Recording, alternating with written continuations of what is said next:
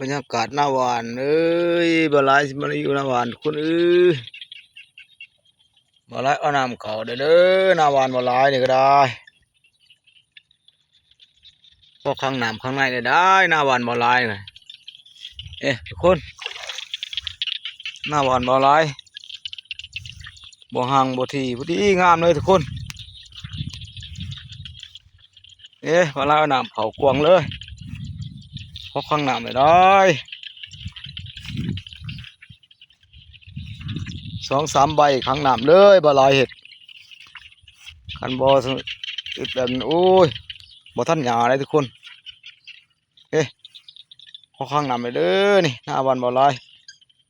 บางทีบ่ห่างพอดีงามเลย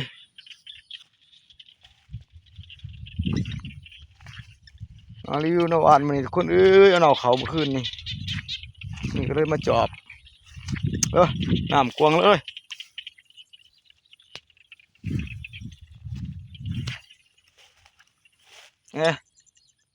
บางทีบ่ห่างพอดีงามเลย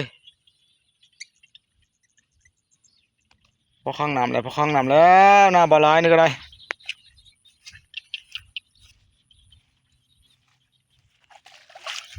พอข้างน้ำข้างในแล้วพอดีงามนี่หวานมือเด้อทุกคนบาลายหวานสะเลยคือสิ่งเมียงนี่ใส่ยอดคือ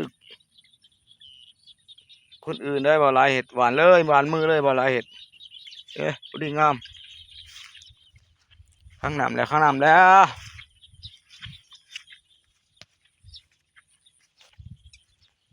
ำท่านยากระสิบเกิดได้ทุกคนหน้าหวานนี่ก็ได้อันกลางมันก็คือบ่ออกทุกคนบ่อน้ำขังคือซ้ำนี่ก็พอดีทุกคน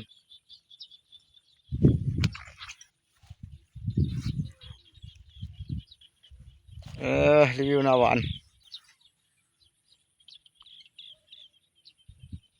น้ำกวางเลยทุกคน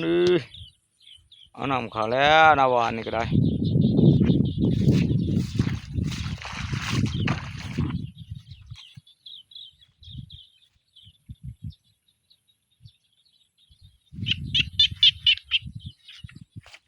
เอาน้ำเขากวางเลยเขียดจีน่าก็แอกเลยทุกคนเขียดจีน่าตื่นน้ำอะไรครั้งน้ำไม่ได้มายาเกิดคน